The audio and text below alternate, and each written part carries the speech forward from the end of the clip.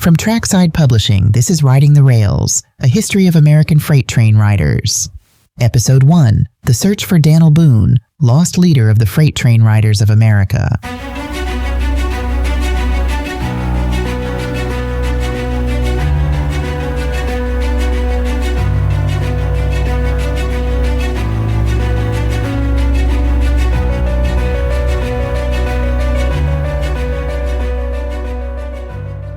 On Riding the Rails, the search for Dan'l Boone, the lost leader of the freight train riders of America. I thought I would be on the road my whole life and die out here.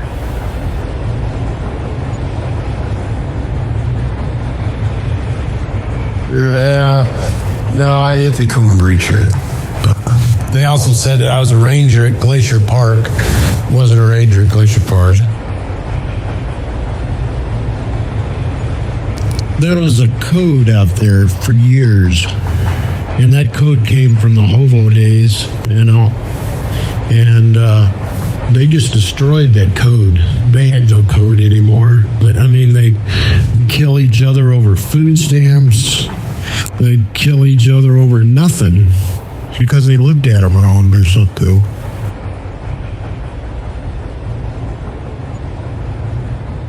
It's a bad memory. Because I started it to be something good, and then they just destroyed it, and it just turned bad. I didn't want no part of it.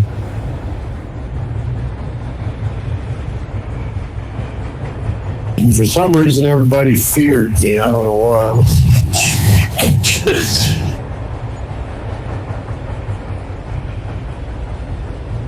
This is Riding the Rails, a history of American freight train riders, where we discuss wild adventure stories, hobo folklore, and the untold history of American hobos and tramps. Real stories from freight train riders, drifters, and the ones who move through the world with no map and no master, no nostalgia, no romance, just the road and the untold stories from the hobo underworld. Riding the Rails is produced by Trackside Publishing. Trackside Publishing was founded to document, archive, and preserve the history, traditions, and folklore of the American hobo underworld. The underlying philosophy of Trackside Publishing is that hobos and tramps made important contributions to American history.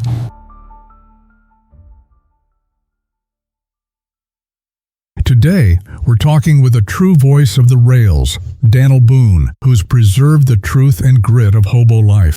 These are not tall tales or pretenders. Find more stories of the rails in Hobo Spirit's Campfire Tales, available now by Trackside Publishing. He vanished for nearly a decade. Rumors followed him like boxcars. Murder, myth, the freight train riders of America. They said I'd never find Dan'l Boone unless I rode the rails, so I did. This is the story of how I found Dan'l Boone, and what he told me when I did. This is Riding the Rails, Episode 1, The Search for Dan'l Boone, the lost leader of the freight train riders of America. For more than a century, America's freight trains have carried more than cargo. They've carried drifters, dreamers, and fugitives. In the 1980s, a new name emerged from the shadows of the rail lines, a group feared even among the hardest travelers. The FTRA, Freight Train Riders of America. Some called them a brotherhood. Others called them the Hobo Mafia. He was their founding father, a man named Dan'l Boone. Some saw him as a legend, others a ghost. To law enforcement, a criminal mastermind who forged a violent brotherhood from the ranks of drifting career outlaws. In this episode, I go looking for the man behind the myth, Dan'l Boone, the lost leader of the FTRA. What I found was a story of violence and a man running from the very thing he created. They called themselves the Freight Train Riders of America. Some said they were just a myth. Others knew better. From the late 1980s into the early 2000s, the FTRA gained a reputation as a violent underground gang riding America's rails, accused of brutal murders, armed robberies, and enforcing their own kind of law in the shadows. They call themselves the Freight Train Riders of America. known on the rails as the FTRA. But to law enforcement, there's something far more sinister, the so-called Hobo Mafia. Linked to a trail of unsolved trackside murders, brutal assaults, and armed robberies, the FTRA has become a ghost story whispered from yard to yard, part myth, part menace, and all too real for those who've crossed their path. To understand who Dan'l Boone really was, you've got to look back, way back, into hobo history. Before the gangs, before the headlines, before the fear, there was a way of life, a code, a brotherhood forged in the steam and grit of America's railroads. Hobo culture in America dates back to the late 1800s, post-Civil War, post-industrial revolution. Tens of thousands took to the rails in search of work, adventure, or escape. They built a hidden world, with jungle camps, chalk markings, codes of conduct, and a brotherhood forged by hardship. They were outsiders, but not aimless. They had rules, honor, even laws of a kind. And in the shadows of modern America, that world never fully disappeared. Hobos weren't bums. They were migrant workers, men and women who chose the road. They moved with the seasons, chasing harvests and hope, bound by unwritten rules that kept the chaos at bay. Hobos lived by a set of unwritten laws: respect the camp, offer a hand, don't steal, and never bring heat to the jungle. It was honor among outlaws, a moral compass for men with no fixed address. But over time, that compass started spinning. The old hobos grew older, and the new faces on the rails weren't chasing work. They were running from something. The tramps took over, less about pride, more about survival at any cost. Some brought violence, some brought drugs, others brought nothing but chaos. And where once there was a code, now there was fear. The hobo world began to fade when the old hands stepped off for good. A new kind of rider emerged. The code broke. The rails were extremely dangerous, and in that shifting landscape, Boone rose up. Some said he tried to bring the old ways back. Others say he broke them entirely. But one thing is certain, you can't talk about the modern rails without saying his name. Dan'l Boone. It was in this shift from brotherhood to brutality that something new began to form. A group that would cast a long, dark shadow across the American freight lines. They called themselves the Freight Train Riders of America, and at the center of it all was a man named Dan'l Boone. Boone didn't just disappear, he became something else entirely. A whisper in jungle camps, a name scratched into boxcars and scrawled on water towers. As the Freight Train Riders of America grew in infamy, so did the legend of Dan'l Boone. But unlike the others, Boone wasn't just a rider or a fighter. He was a phantom. A ghost who moved through the rail system unseen, untouched. For years, even as law enforcement hunted FTRA members and journalists tried to untangle the chaos, Boone stayed one step ahead. He became the hardest of all tramps to track down, not because he ran, but because he knew how to vanish. He didn't just live off the grid, he lived off the map. Boone vanished in 1995, right as the heat came down hardest. It was the peak of the hunt for Sidetrack, a ruthless figure tied to a string of killings across the rail lines. Law enforcement had finally caught on to the Freight Train Riders of America. And what they found was darker than anyone expected. Assaults, murders, and disappearances, all linked to the group. The FTRA wasn't just a brotherhood anymore. It was a gang spiraling into violence. As pressure mounted, the black flags came down. Jungle camps that were run by the FTRA quietly went dark. Members scattered. Some disappeared into cities, others into the woods, and more than a few into graves. The FTRA, as it had existed, disbanded. But Boone? He didn't get arrested. He didn't die. He simply slipped away, vanishing into the rail system like smoke. After Boone disappeared, the rails didn't go quiet. They started whispering. You'd hear it in jungle camps, around burn barrels, passed between boxcars like sacred gossip. Boone was still out there, somewhere. maybe in the Rockies, maybe down in New Mexico. Some said he'd gone straight, become a preacher in a desert town.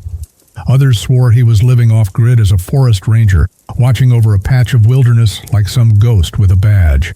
Reporters tried to track him down. Cops, too. Everyone wanted a piece of the story, the man behind the FTRA, the one who lit the match. But no one could find him. His name would show up, scrawled on a boxcar door, or etched into the side of a water tower. But Boone himself? He stayed gone. And the longer he stayed missing, the bigger the myth grew. I heard a lot of rumors about Boone out on the rails. Some said he sent 2 tramps to kill Roger the Dodger. Others swore he carried a sawed-off shotgun in his pack. The stories painted him as a ghost with a violent edge, someone who'd thrown more than a few men from moving trains. I decided to find Boone for myself. I started searching the old FTRA camps and missions, chasing scraps of stories and ghost trails. Early on, I tracked down Frog, the 2-time king of the hobos, and Boone's old boxcar partner. He was living in Helena, living off disability after a brutal beating by kids while he slept in a jungle outside Fargo. Frog didn't know where Boone was. He'd heard the same whispers we all had. Boone was a ranger, maybe a preacher. No one really knew. I found Frog holed up in a run-down apartment on the edge of Helena. The place was dark, cramped, and stacked with years of rail memories, old photos, timetables, half-finished tall cans. He moved slow, bent from years on steel and the damage done outside Fargo. When I brought up Boone, his eyes lit. He hadn't seen him in years. Said maybe Boone became a preacher, out in the woods somewhere, but he didn't really know. No one did. Now, where is Dan'l Boone nowadays? Do you have any idea? Yeah, I do. Yeah, I do. He's actually a forest ranger now up in Glacier National Park. Are you ever in contact with him nowadays? No. He hardly ever communicates with any of the Hobo family. You know, really? When he got off the rails and he said that he was done with it, he really meant it. You know, when he left first because he found religion first. And then he tried converting me, of all people, too. You know, first and foremost was me, converting me. Frog, you gotta get up your ways and become a Christian. And he'd always be hopping the Bible at me, you know. That doesn't go over too well with me, you know. I go to church myself when I feel like going to church. And I don't care what kind of a church it is. I don't give a shit if it's a synagogue or a mosque or what the hell it is, you know. Yep. If there's a church and it's going on and I feel like going, I go. You know? Most days I just find the pleasure of God's company right with me with whatever I'm doing. I could be sitting in the backyard, I could be up in the mountains, or I could be down by a lake, and I just, you know, feel like I was in church without having to go into a physical building. Yeah, exactly. Do any kind of practice, any kind of religious beliefs, you know. I don't go for that religious belief. I was born and brought up a Catholic, and I'm not far from being a Catholic these days, you know. Yeah. I feel like going to a church, I don't care what it is. You know, if it happens to be there and I feel like going in, I go in. I don't care what it is. You know. I'm never going to deny the existence of somebody greater than me that created all this, you know. Just because I choose to call him God or is God, it doesn't mean the next guy should have to if he doesn't want to. You know, that's the thing that I kept on trying to pound into Dan'l Boone's head. And, no, Father, you got to believe in the Bible and you got to do this. And, you're going to go to hell if you continue on your way like that. You got to be saved, Father. You know, oh God. Yeah. When was the last time that you seen him? Probably 4 or 5 years ago. Oh, really? Yeah. And he was just getting out of the ministry then and going to the forest ranger school. How would somebody go about trying to get in touch with him? Oh boy, that would be hard to do. After that, I left Helena with more questions than answers. The trail was still cold, but something in Frog's voice stuck with me, like he wasn't just repeating rumors, like he'd seen something he never said out loud. Before I left Helena, Frog scribbled an address on a scrap of paper, a homeless shelter in Tucson, Arizona. Said Boone used to stop there, pick up mail when he passed through town. I sent a letter just in case. No reply. Years later, I sent another, this time with a new number, a new address. Still, nothing. Boone stayed silent.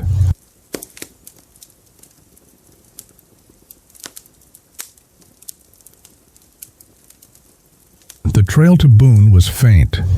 Many years ago, I started digging. I tracked down Frog, once a king of the hobos, and Big Bubba, Boone's old riding partner.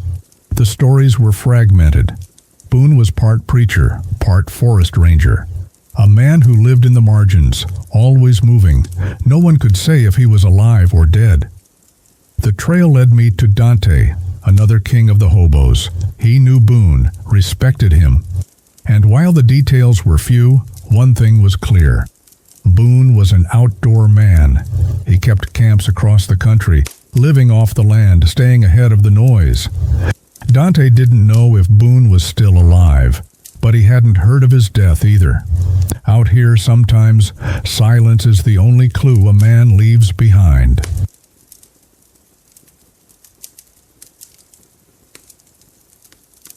Dante Fucwha, the hobo king of 2010, served 3 tours in Vietnam from 1967 to 1970, earning 2 Silver Stars, 3 Purple Hearts, and 5 presidential citations. During his time in Vietnam, Dante was a sharpshooter for the Army. He was part of the 101st Airborne Division, also known as the Screaming Eagle. Later, Dante was part of a small group of sharpshooters known as the Dazzling Derelicts. In Vietnam, Dante and his team would hold up the trains as they passed. The soldiers would raise their weapons at the engineer and commandeer the train. The soldiers would then use the train to roll into battle-torn regions. Dante took part in many infamous battles such as the Battle of Hamburger Hill and Tet Offensive.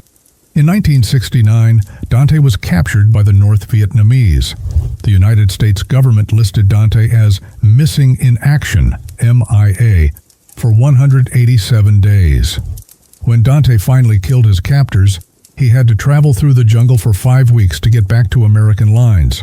When he returned to the United States, he picked up sporadic construction work before hopping freight trains for decades. Do you have any stories about meeting up with Dan'l Boone? I had met him when I closed down the house in Minneapolis and took the train up to Staples. Whatever preacher John knew him, Frog, everybody knew him. I met him, seen him, ran into him a couple of times out on the railroad. He was more of an outdoor person than an indoor person. He had his own camp city built, and whatever he did, from scrapping or collecting aluminum or whatever ways to make his money. So I just know that he didn't do me no dirt, and that's good enough for me. I got no fault with him.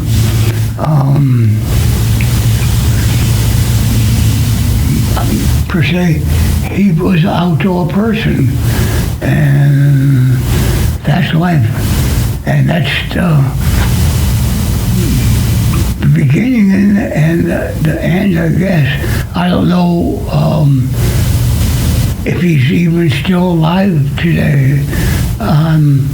Dante didn't know if Boone was still alive. After that, the trail went cold. Years passed. No Boone. The search stretched on. In 2018, I found myself back in Helena. Frog was dying. I sat beside him in the faded light of his apartment. We talked about the old days, boxcar rides, jungle fires, the ones who were gone. Who were your, did you have any writing partners, or you just wrote alone? Yes, I had 3 writing partners. My first writing partner was Pinky, and I wrote with him for 7 years. And then my second writing partner was a guy named Florida Boy Blue. And I wrote with him for 7 years. He died. And then he died. Alcoholism. Oh, okay. Both of my first writing partners wrote with me, died from alcoholism. And then my third writing partner, his name was Dan'l Boone is still alive. Dan'l Boone comes to see me once a year. Yeah. Dan'l Boone is still alive. But my second writing partner that died was Florida Boy Blue. Yeah. But Boone is still alive. And he's still alive. When did you meet Dan'l Boone? I met Dan'l Boone, let's see, probably 77, 78.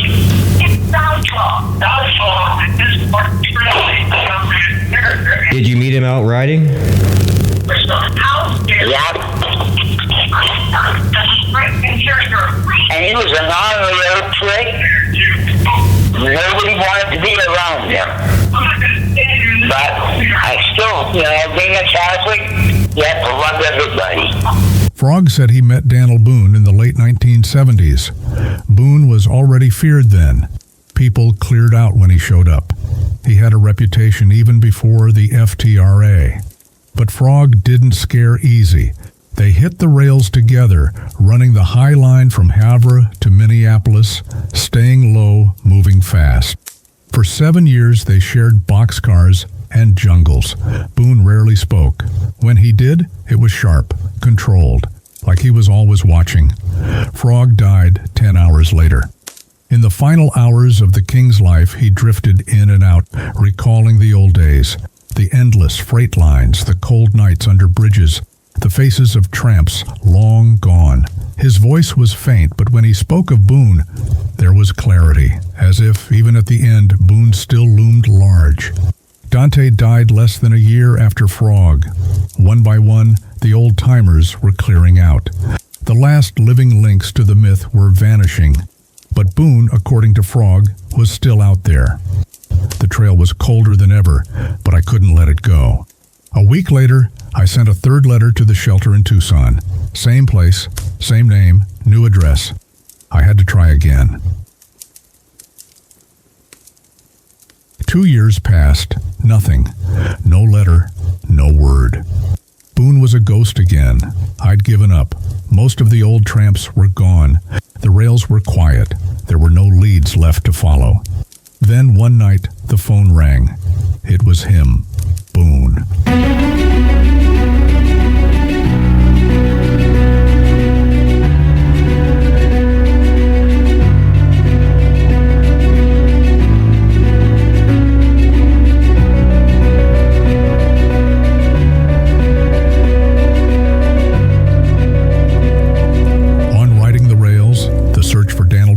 Lost leader of the freight train riders of America.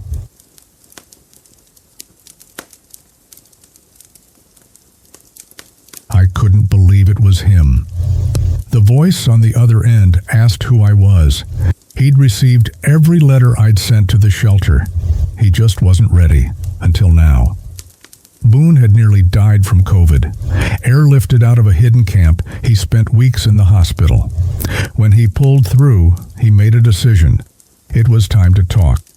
For the next 6 months, we met in secret camps buried deep in the brush, abandoned boxcars, unforgotten sightings. He told me everything. The rise and fall of the freight train riders of America, his own story, the hidden history of hobo life on the American rails. And now, after nearly 3 decades, he was finally ready to speak.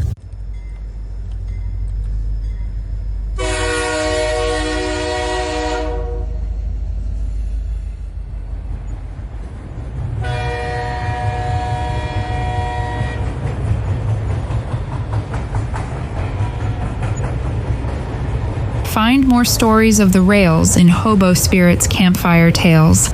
Available now by Trackside Publishing.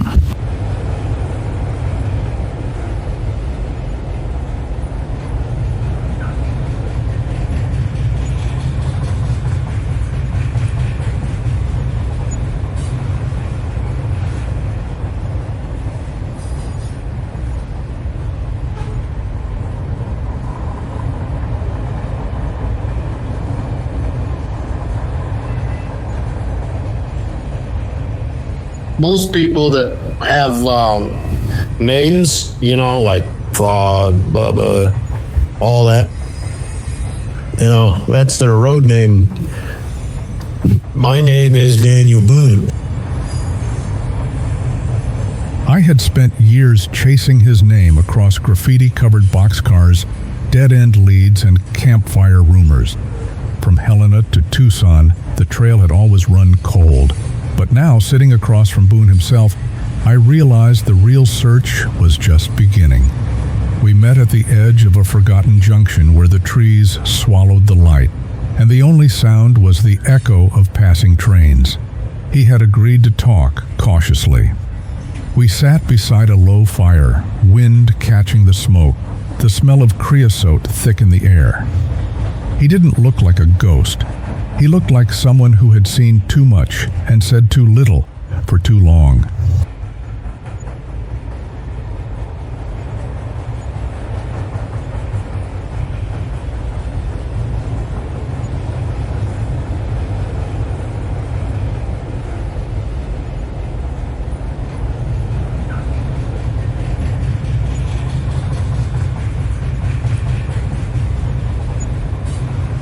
By the time I caught up with Boone, the stories about him had grown wild. In some circles, he was said to be a preacher, wandering from town to town with a Bible in one hand and a bindle in the other. Others swore he'd cleaned up and taken a job as a park ranger in Glacier National Park, of all places.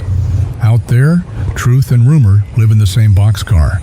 So I asked him straight, "I heard you became a preacher." I heard in there, they said that you became a preacher. That's a Bible school. Yeah, no, I didn't become a preacher. They also said that I was a ranger at Glacier Park. Wasn't a ranger at Glacier Park. Yeah, I used to go to Glacier Park. That was my favorite area. I'd jump off the trains and I'd go over around Essex and stuff like that. But no, I lived behind a church. I was a caretaker there for, probably a year. And no, I wasn't no preacher. I heard a lot of people say that. There's a lot of things out there that ain't true. You know what? That must have gotten from that. Boone laughed like a man who'd heard it all before. Myths had followed him like shadows across the high iron. And maybe that's just how the rails work. When a man disappears, the stories start writing themselves. But Boone? He was still Boone. Still out there, still writing, just harder to find than ever.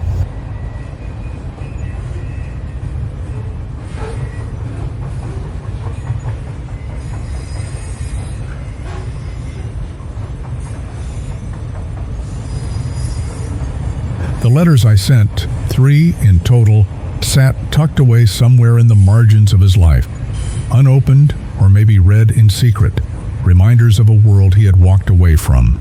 He kept them. not out of sentimentality, but because part of him knew that someday the silence would have to break. For years he turned down reporters, dodged cops, and kept his story buried. But after a near-death bout with COVID, something shifted. The man who once ruled the rails finally called, not to confess, not to apologize, but to speak. Yeah, I've been actually thinking about this man like nonstop since, that I sent a letter off to Tucson, and after that letter, I kind of gave up. So I felt like, man, I've tried like a whole bunch of times already, but maybe this dude doesn't want to count. Yeah, I got that letter. Mrs. Carlson gave me that letter. You sent it to Tucson. I got it, and I kept it for a while.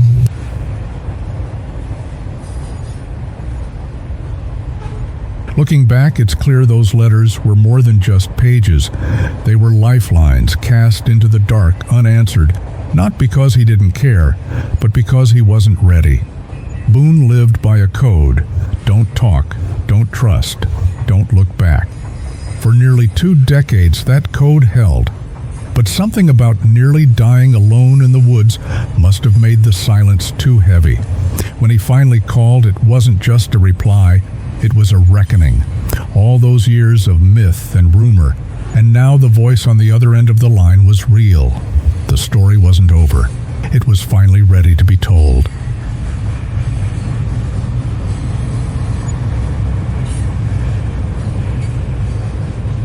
Find more stories of the rails in Hobo Spirit's Campfire Tales. Available now by Trackside Publishing.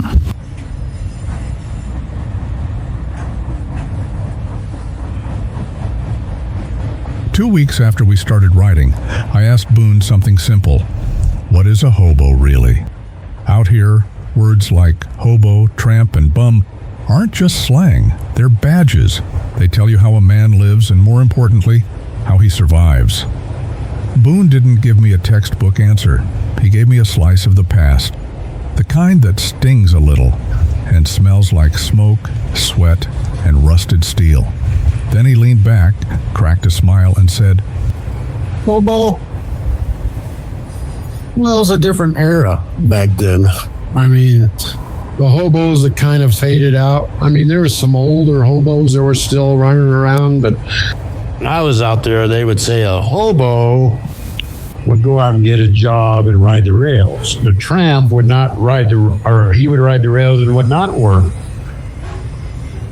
Well, I tell you, riding the rails back then was actually riding the rails, because they weren't inside the boxcars. There was a section underneath the cars where they would actually ride the rails. Yeah, and so they were like that far from the rails. And the bulls would walk the tops of the trains, and they'd have this ball bearing that was on a rope or a chain or something. They would sling it out and swing it down in. They would hit those guys and knock them off. That was actually riding the rails. So those guys were hobos. Back then, in my day, they were called tramps. That's not just folklore. That's lived history, etched into calloused hands and worn-out boots. And hearing it from Boone, it was like a portal back to a time when the road was meaner, the stakes were higher, and every mile could take a man's life or give him one. It set the stage for everything that came next. Because to understand Boone's journey, you've got to understand where he came from. And where he came from was a long stretch of steel, echoing with the ghosts of Hobo's past.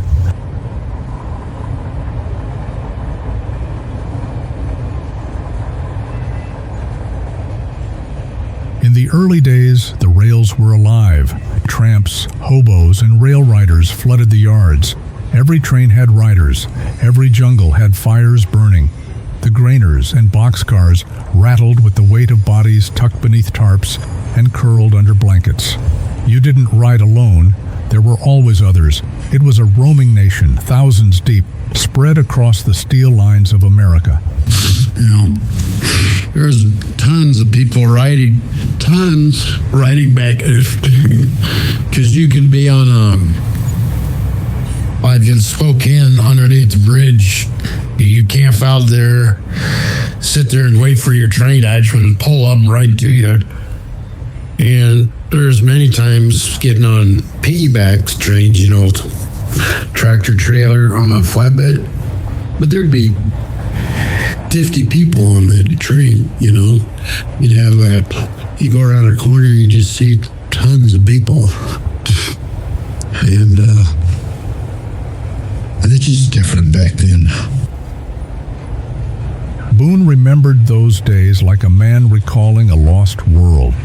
The movement was constant, the codes understood. Camps formed and dissolved with the sound of a horn.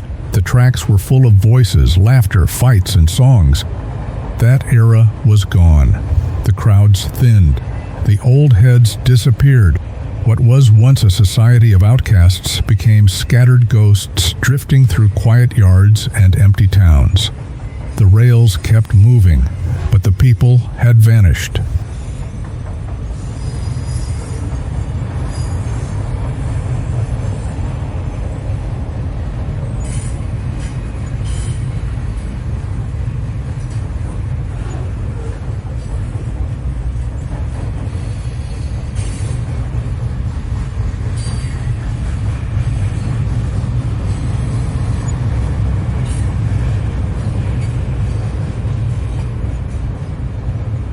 The camaraderie, the quiet rules that once kept the road from slipping into chaos, they were gone.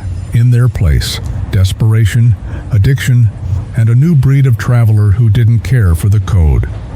Boone had watched it unravel from the edges, and when I asked him what had changed, he didn't hesitate. The new generation, he said, had lost the hobo code. Well, that's night and day.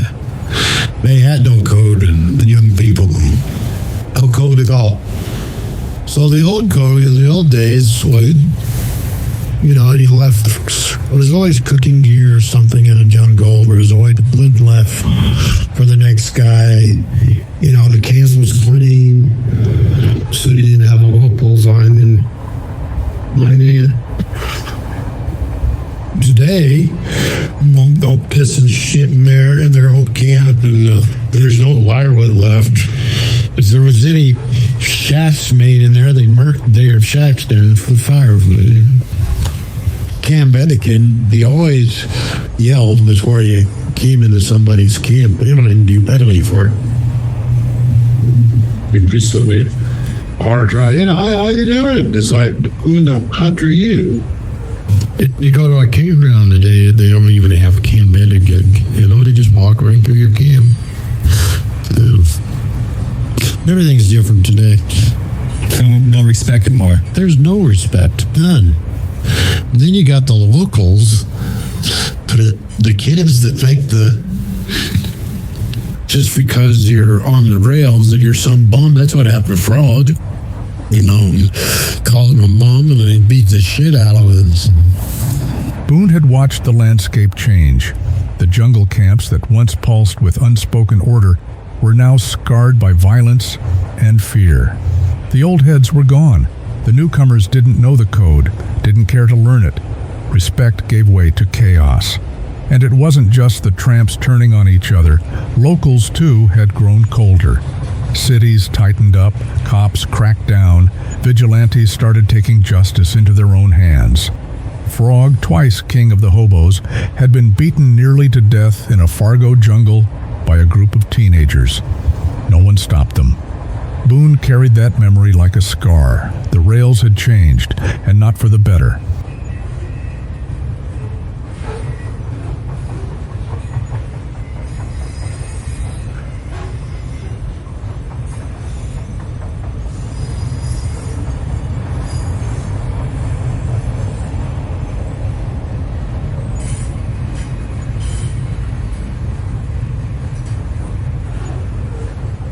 Boone, the all-season tramp, moved slow. The pack he carried was heavy, bedroll, tarp, and gear for all seasons. It weighed him down. Catching a moving freight meant timing, speed, precision. The heavy pack made every jump harder, but he carried it anyway. Because out there, you had to be ready for anything. In the south, like up north, I carried a heavy pack. Bubba carried a heavy pack because we had tons of winter gear. You can't carry that stuff down south because you got to get out on the fly. It's really hard to get out on the fly with big backpacks that had water jugs, and stove bag, and food bags. That's why my arms are longer than my legs. Out on the rails, the pack was more than weight. It was survival. Boone wasn't just hauling gear. He was carrying years of living hard, alone, outside. Every step with that load marked a choice to stay out, to stay moving, to stay ready. And in that choice was a kind of defiance against comfort, against surrender, against time.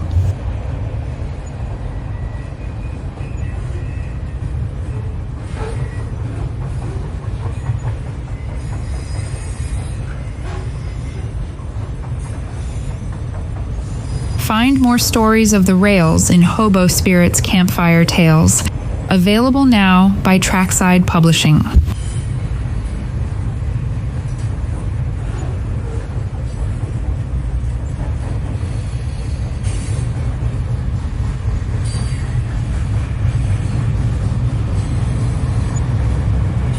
After the FTRA was already in motion, a tramp named Big Bubba joined Boone on the High Iron.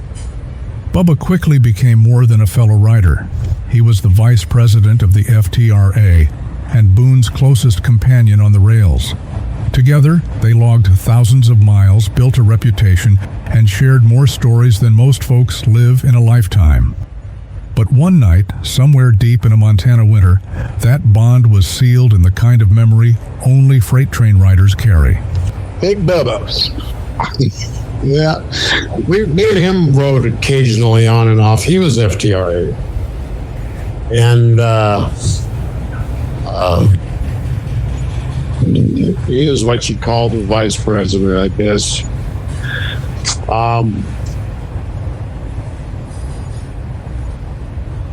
We took a ride over to Galesburg, Illinois, and around through Lincoln. We did that old route.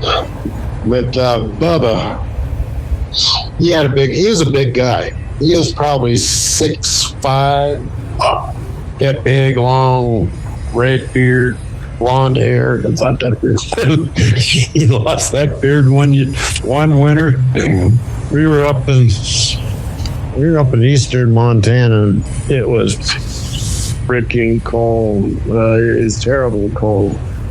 And his whole beard and hair and mustache and everything was just frozen. And he went like that to get and it broke right off. Just sheared right off. I laughed at Roadhog, the original Roadhog. He laughed and he was pissed. But, yeah. It's the kind of story you laugh at, but it came from a place of real danger, real cold, real living. That's how it was out there. You didn't just ride together, you suffered together. And for Boone, Big Bubba was more than a vice president. He was a brother in arms through snow, steel, and silence. In a world where most riders kept their distance, Boone and Bubba built a bond that ran deeper than the rails.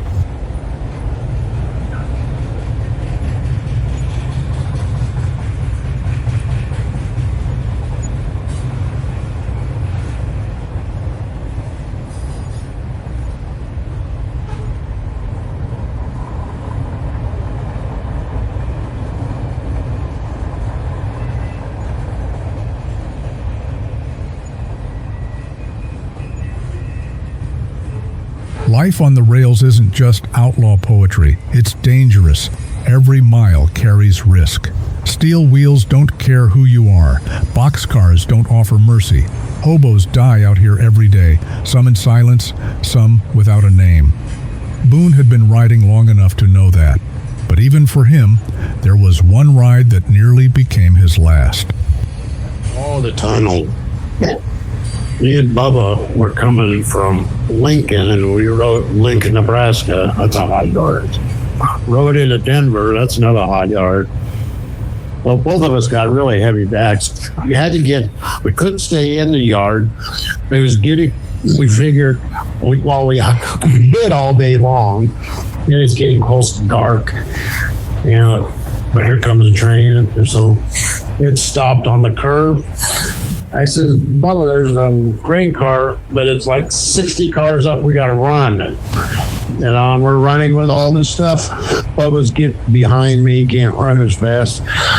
I got right to the grain car, went and pulled. I barely got on it because I was so tired. And I should have got off and rode with Bubba, but I says, I'll meet you in Grand Junction. You're going over the divide. Yeah, he says, okay, I'll see you at Training Range tomorrow. And so I got off the train, pulled out my bezel and everything. Well, you go through Moffett Tunnel, and it's on a grade. It's not flat, it's on a grade. And that's that cool. I got a picture of that one. Oh, wow. And so I think the whole train was green cars, but no, it wasn't green cars, it was mixed with. But so we get going into the tunnel, and there's only 2 engines. I'm about maybe 5 cars back from the engines, maybe. And we get going into the tunnel, and we're going slow, and then I can start hearing the wheels turning. We're about halfway in, and I can start hearing those wheels slipping on the rail, and I can hear the sand going down, and they're just slipping, and the smoke is billowing out. And I'm thinking, oh my God, here we go. So I go up on board and I wrap geared up, and I still could taste it. So I decided, well, I'll get my bedroll, and I thought, well, maybe if I could get to the rear here, I'd get it in and out of it or something. But to the wall was like that much room. You know, I had a flashlight, but it was so black in there you couldn't hardly see because all the smoke was billowing. And I thought, well, no doubt I'm going to die in here. I bet I was in there for an hour, maybe more. I don't know. But I was inside my bedroll with all my stuff, water. I took all my water and poured it on everything, trying to. I finally, they brought in pushers from Denver and pushed it through the tunnel. I got out of that tunnel, and I mean, trying to breathe. That's what screwed my lungs up the first time. That was in 1987, and that coughed up. I got into Grand Junction waiting for Bubba, and I coughed up pure black shit out of my lungs for probably a year or so, year or two. Yeah. I mean, it screwed me up terrible. I didn't think I was going to make it. That was terrible. The Moffett Tunnel is beautiful, but it's brutal. A place where the air thins, the cold bites, and the darkness swallows you whole. Boone made it out. Barely. Others aren't so lucky. Out here, death isn't loud. It's quiet, sudden.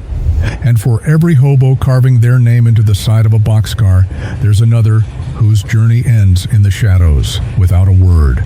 The rails give, and the rails take away.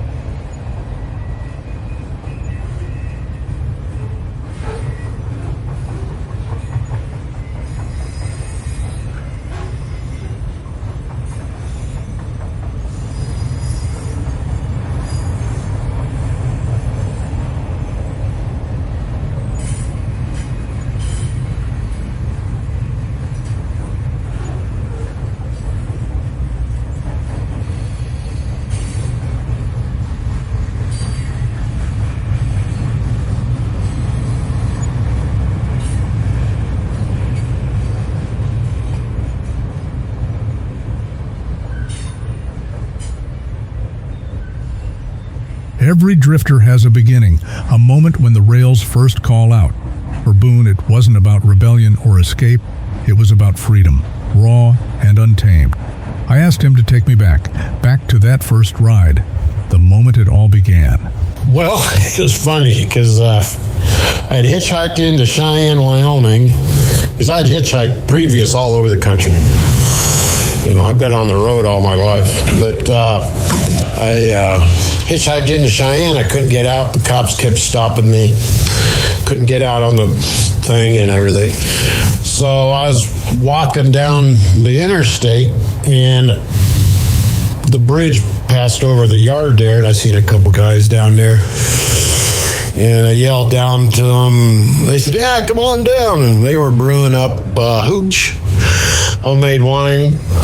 I got a bunch of bread, fruit, and all kinds of stuff from the Safeway in town, and by gallon bucket baking their own hooch. So I sat down there with them for 2 or 3 days.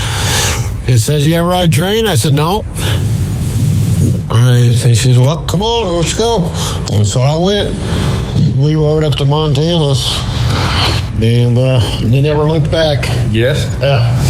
I liked it because hitchhiking, you're sitting on the side of the road begging for a ride, and riding, you just get on and go. And it took a while to learn where the trains went, but you could pretty much tell where each train was going. That ride lit something in Boone, a fire that never went out. From that moment on, the road became his religion, steel wheels his sermon, and while others saw danger, Boone saw a different kind of truth. A life lived in motion, untethered from society's rules. That first ride didn't just shape his story, it became it.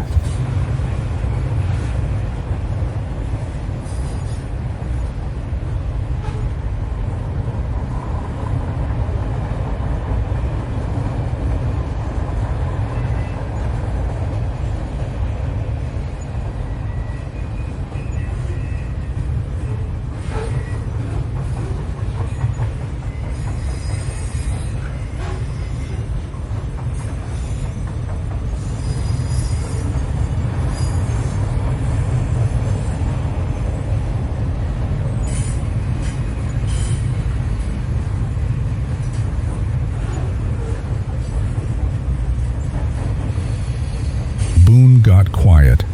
The kind of quiet that comes from years of watching people come and go, from watching the rails take more than they give. He stared out the boxcar door, watching the land roll by like a memory. And then, almost to himself, he said, "I thought I would be on the road my whole life and die out here. My last few years, it's like, I'm getting tired of this way of life. Is it going to be much longer?" And in that moment, I realized this wasn't just a way of life for Boone. It was a fate he'd accepted, promise he made to no one but the rails. But something changed. Somewhere along the line, he stepped back, slipped into the shadows. The most feared tramp had become the most elusive. His moniker still showed up, fresh tags in jungle camps, boxcars marked with that familiar scrawl. But Boone himself, he was nowhere to be found.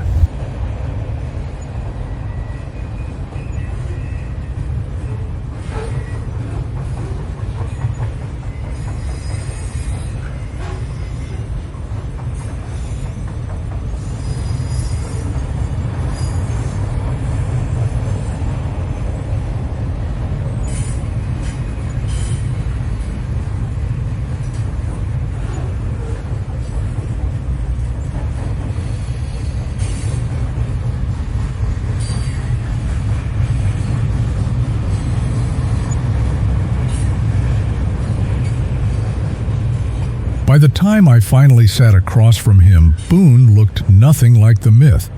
The man who'd once haunted the rails was now gaunt, slower, carrying the weight of too many winters, spent sleeping in boxcars and brush camps. But there was still a fire in him, sharp, alert, and ready to set the record straight. We sat in a crumbling jungle just outside a mainline switching yard, the hiss of distant freights echoing through the trees. He lit a cigarette with shaking hands, the glow briefly catching the edge of the old FTRA tattoo on his knuckles. He knew why I had come. I had heard it all. Boone the killer, Boone the ghost, Boone the ringleader of a violent rail gang. But none of it made sense. The man in front of me, he talked like a rider who'd seen the whole world from the door of a boxcar and lost nearly all of it in the process. So I asked him, what was the FTRA all about? Was it really for protection? In the beginning, man, what was our FTRA all about? Just was it for protection? Nope. It was just that we were all freight train riders. So, we were just all freight train riders, just having a good time. I never meant it to be a gang. Maybe a club or something. Oh. It turned out to be something I didn't want it to be. So I know that. And then it came to climax there in Clamor Falls. For a long moment, he didn't say anything, just looked out toward the tracks, where a westbound freight rolled by slow and heavy. Then he spoke. He said the FTRA was never meant to be a gang. There were no ranks, no structure, no plan, just a loose brotherhood of riders looking out for each other, moving from town to town, trying to stay warm, trying to stay fed. But something changed. He said it started with violence, not as strategy, but survival, fights in the jungles, turf battles in rail yards. Slowly, stories started to spread, stories they didn't write, but didn't stop either. And just like that, the FTRA became something darker. Boone said the legend took over. He became a symbol, not a man.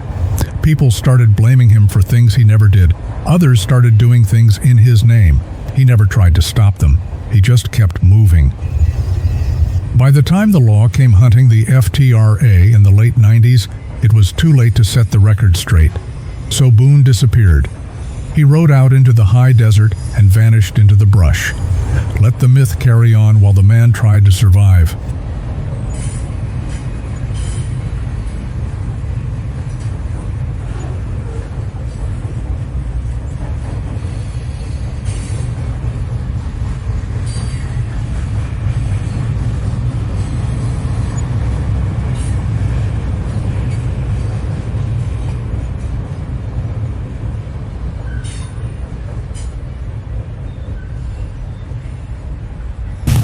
All the original FTRA are gone if you're, like I last one, I'm the last one. There's only a handful of us.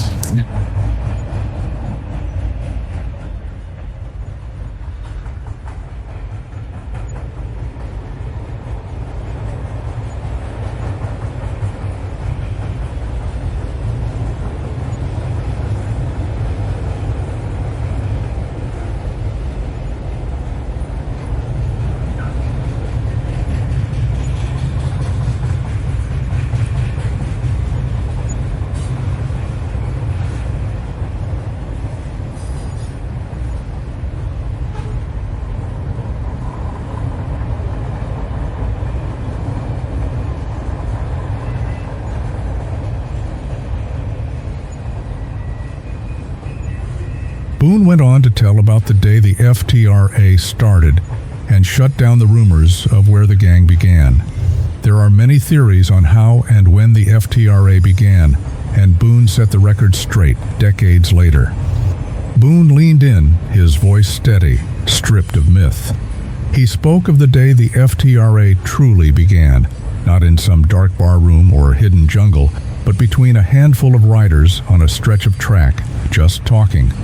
No master plan, just a name that stuck, and a loose crew that moved together.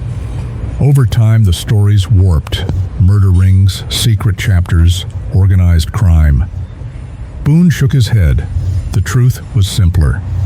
The FTRA wasn't built to terrorize. It was built by tramps looking for a brotherhood. The rest, he said, came later, when the rails got harder and the stories got louder. A lot of people say a lot of different things of how it started. And you're the only one who knows now.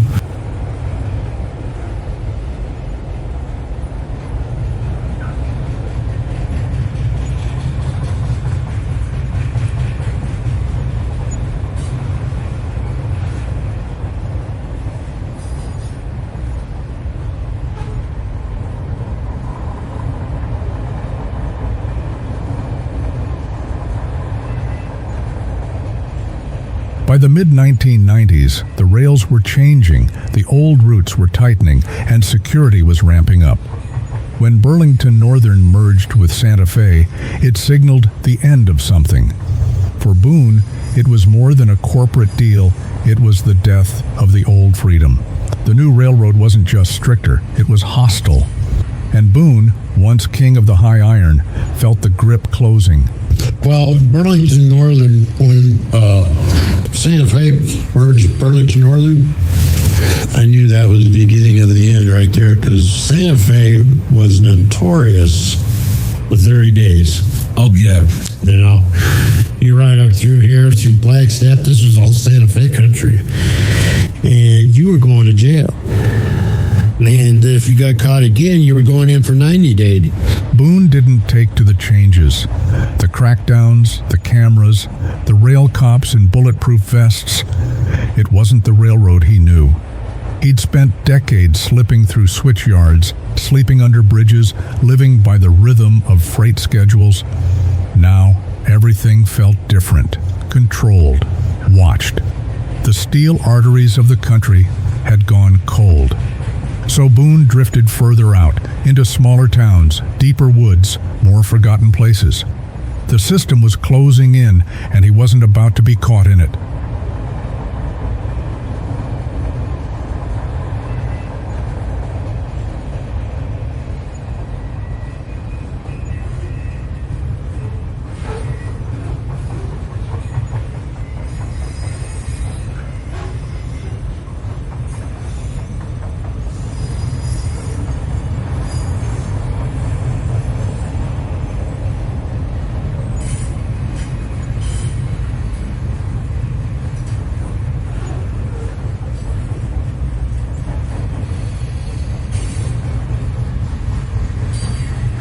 Boone didn't talk much about law enforcement until he did. We were sitting near the edge of an old switching yard in Montana, the wind cutting between idle grainers. That's when he brought up the heat that came down on the FTRA in the mid-90s. Reporters were digging, cops were knocking, and names were getting pinned to crimes in half a dozen states. But Boone? He said the bulls on the High Line never gave him trouble.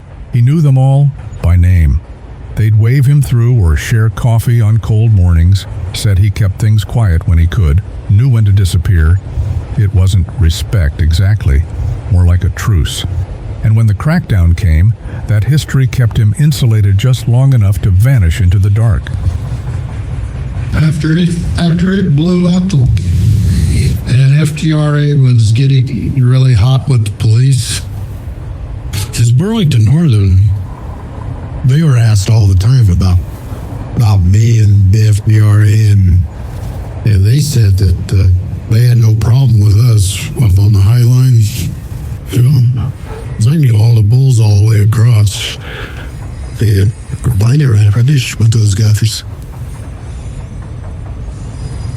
It said something about Boone, that even at the height of the FTRA's infamy, he could move through yards untouched.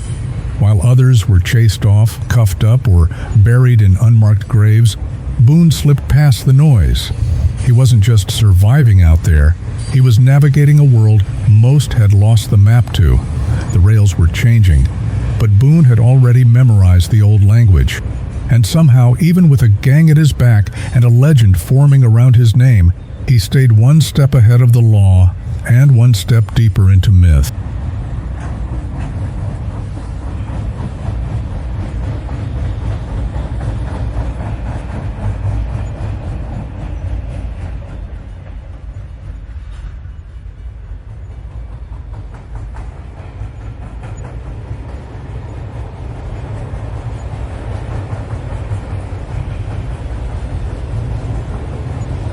Find more stories of the rails in Hobo Spirit's Campfire Tales, available now by Trackside Publishing.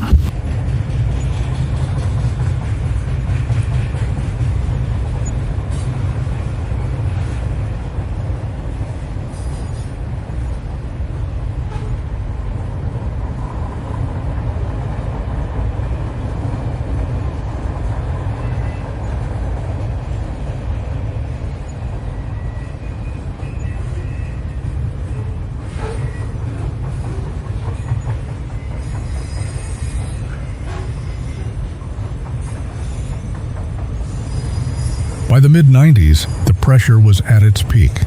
The FTRA was all over the news. Violence, bodies, rumors of a gang running wild on the rails. Cops were locking down train yards, hitting jungles, and hunting for names. Boone was trying to stay off the radar, but it didn't last. In Klamath Falls, it caught up to him.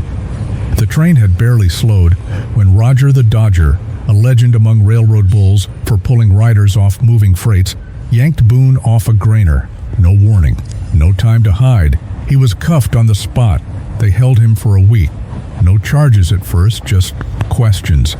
Detectives wanted to tie him to everything: murders, assaults, the FTRA's shadow network. Boone didn't say a word, just sat and waited. He knew the game.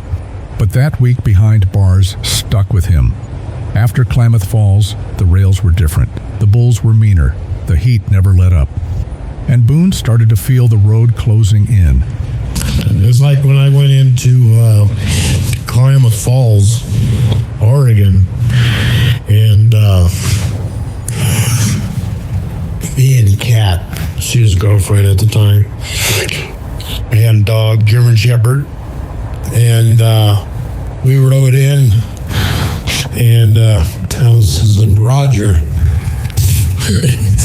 Dodger.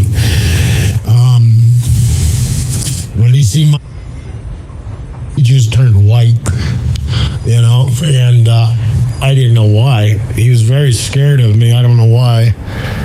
But I found out later that some guy in town was doing something in the yard and threatened Roger and all the cops, and Dan'l Boone and the FTRA were coming. I had no idea that was going on. And so after he let us go, and I thought, well, that was interesting. And so we got off the property, and it was like a SWAT team. I mean, they were coming in. They had a helicopter, like 8 cruisers. You know, they swarmed in on us, all around us, and then they drew their guns and everything, supposed to hit the deck. Do you know Dan'l Boone? No. It's like, what happened to find out here? Oh, you're Dan'l Boone. Really. So off to jail we went, and spent a week in jail. We denied it. She spent 3 days in jail. I spent a week. And I just denied it every day. I don't know nothing about the FTRA. Didn't really want to know much about it then, because things were, Bob Antoni and all them were tearing up the rails. Yeah, like, and they try to charge him with anything at the time, or? Well, they tried to charge me with trespassing, but for some reason the railroad didn't press charges. So after a week, they let us go. Let me go. You know, she was still there. I said, we got to get out of here. So we couldn't hitchhike out. So we rode the rails up. Yeah. We got out that night. The tracks, I tried to get away from the tracks. The tracks were attracting negative attention to me.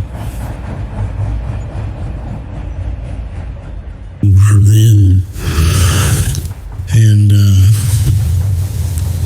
it was getting some bad press. And everybody said, well, you know, the president, Dan'l Boone, come in here, he's going to shoot all you guys. Really?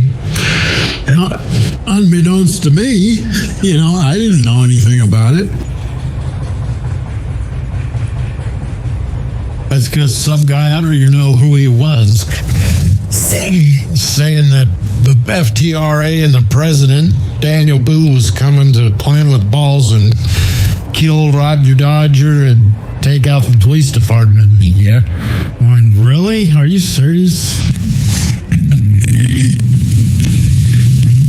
I denied knowing anything about the FTRA the whole time I was there. Because you know, as soon as you said, yeah, you're going away. Yeah. Yeah, Hatwin never said anything. They let her go to visit him. Yes, I did get it. But I thought I was going to be there forever. It was a winkle. I never had a mom that says to me, I called my mom. I said I was in jail for riding trains. And they think I'm some FTRA gang member or something. I knew they were blistered. And I said, can you bail me out? And it was $25,000. Cool. It was $250 something like that. And she says, okay, so she's going to pay it. And they immediately raised into $1 million. Nothing. Ian, my mom says, what the hell did you do? I said, when you do that? I said, I wrote a tree. Yeah, they raised it immediately. I was getting laid away. But I wasn't. It was like probably 6 months, 7 months after that. I said that is up. So we went to jail in the summer, and I got off in the winter. So, yeah.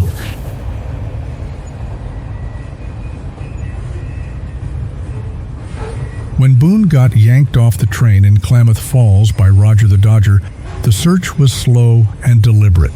The cops already knew who he was. They were hunting for evidence, for a reason to make something stick. In his pack, they found a battered composition book with the moniker Dan'l Boone across the cover. Pages curled from moisture, smeared with grease and time. Inside were sketches of boxcars and old FTRA monikers seen across the country.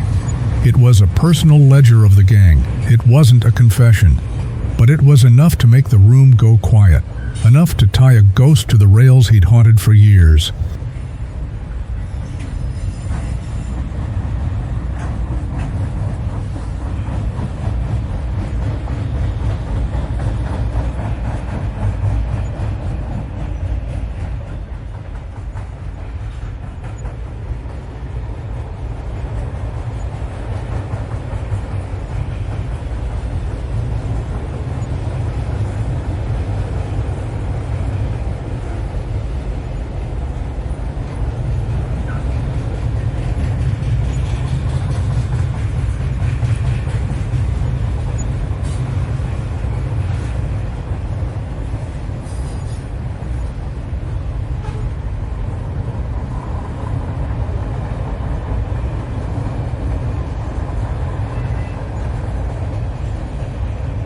Years ago, Boone started searching for the FTRA online. What he found hit a nerve. News articles, message boards, and interviews painted the crew as a violent, roaming gang. The deeper he dug, the worse it got.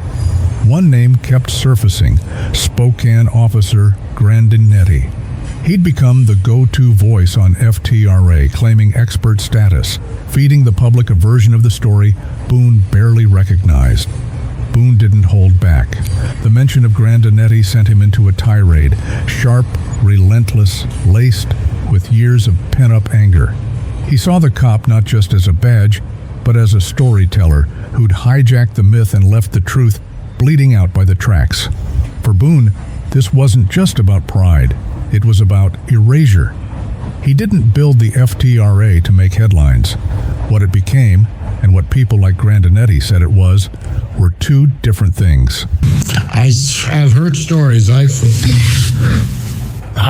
probably about 10 years ago, I started looking it up online to see what was going on, see if anybody was riding trains anymore.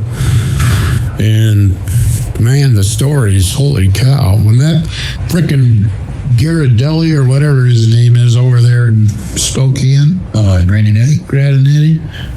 He is a dick. He don't know nothing.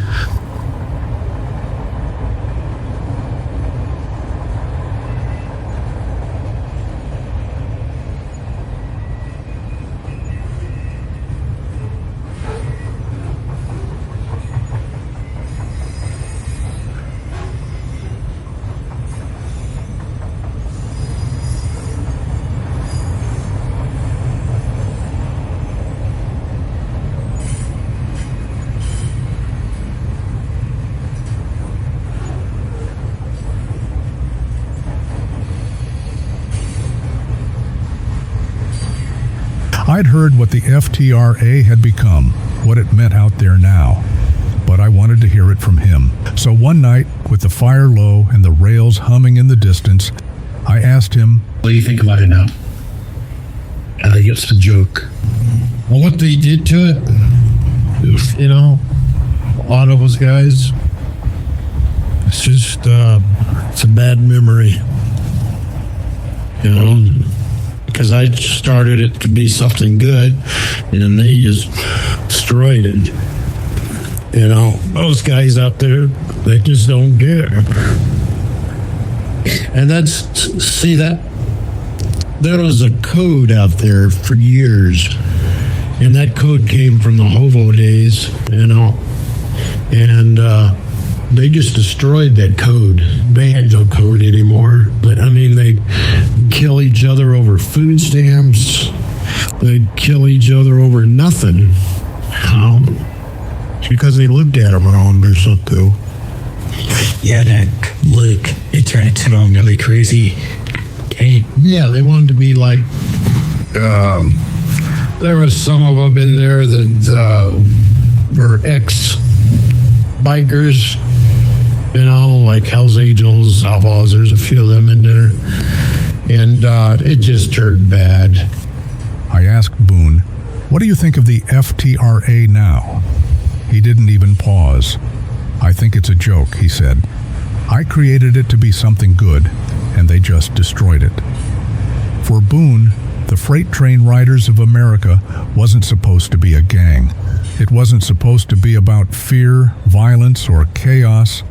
In the beginning, it was a code, a loose brotherhood for the forgotten, the drifting, the rail-riding outcasts who lived by grit and steel.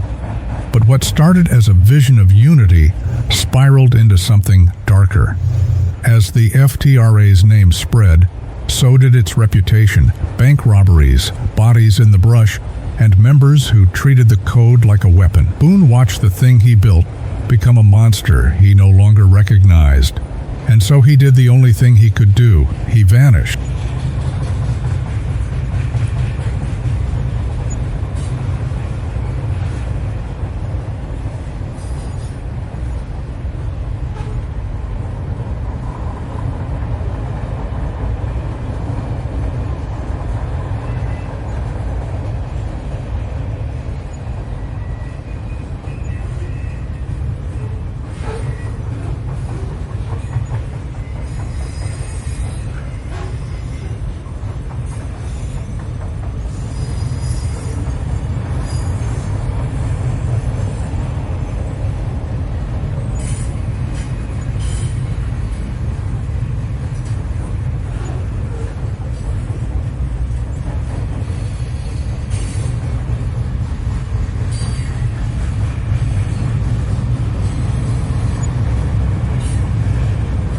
Boone didn't leave the rails.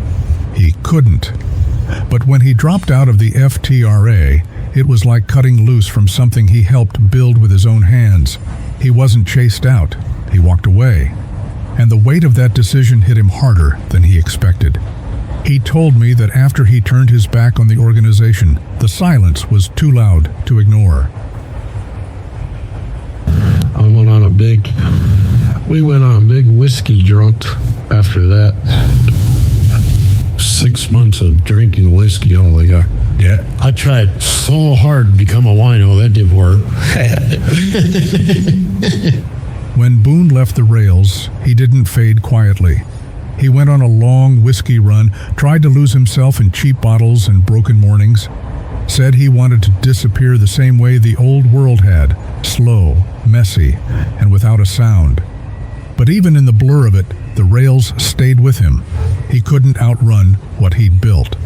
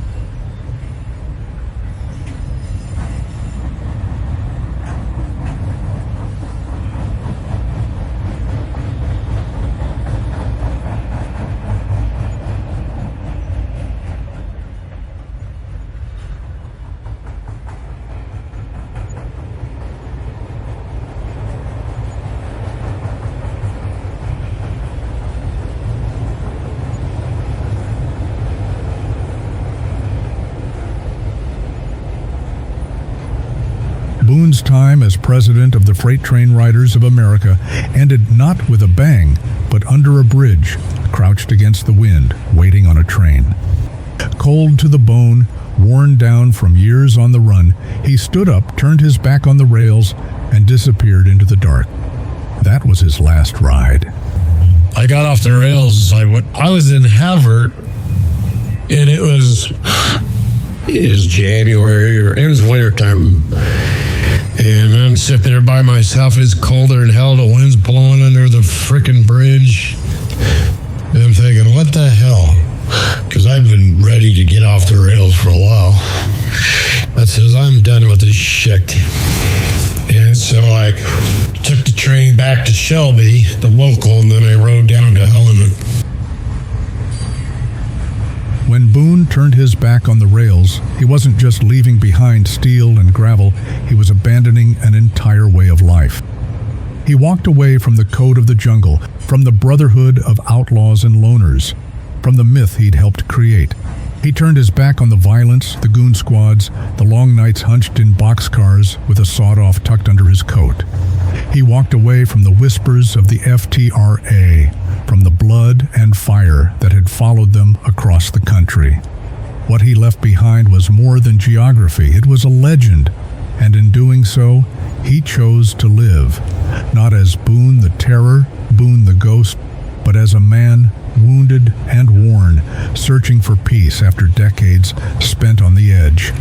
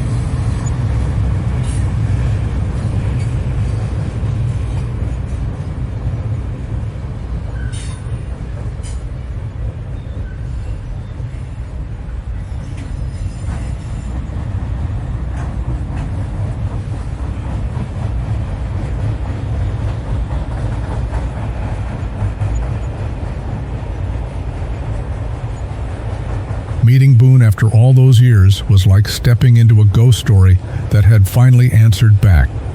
He wasn't just a myth anymore, not a moniker scribbled under bridges or a name whispered in jungles. He was flesh and blood, older, quieter, but still carrying the weight of the rails in his voice. The man who once led the most feared crew in modern rail lore now sat across from me in the ruins of a forgotten camp, speaking with the same grit that had kept him alive. His story didn't unfold with drama. It spilled out like a slow leak from a boxcar door, each word soaked in memory, regret, and defiance. This meeting wasn't the end of the story. It was the reckoning, the moment the myth stood still long enough to be seen.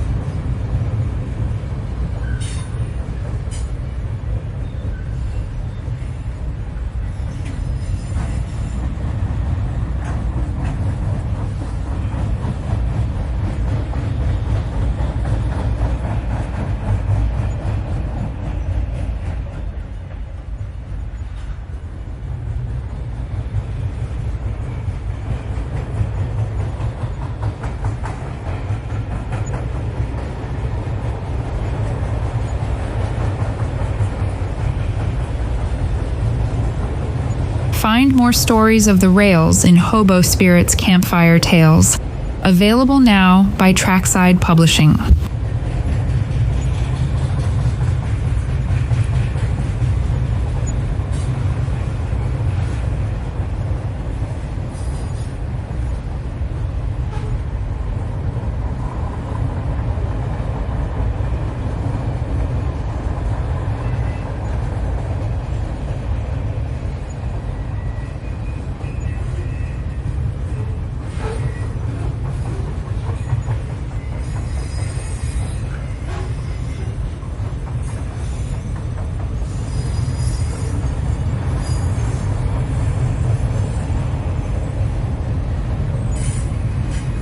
all the original FTRA are gone. If you're, like I can last on the last one. There's only a handful of us.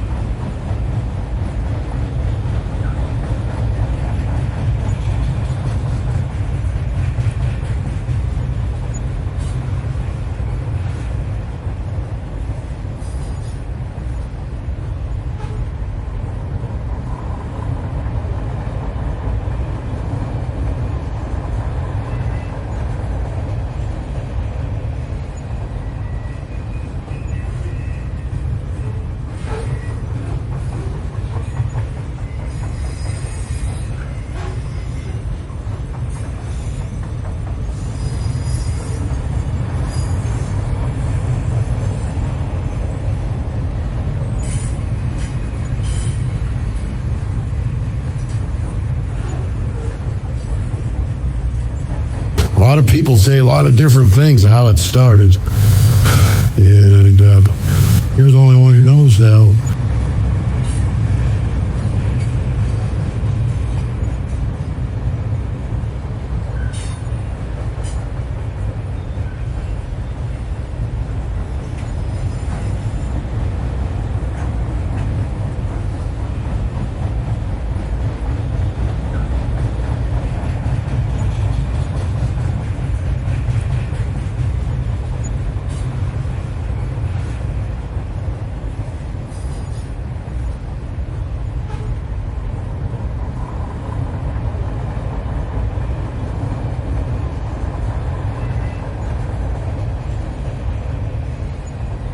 So those guys were hobos.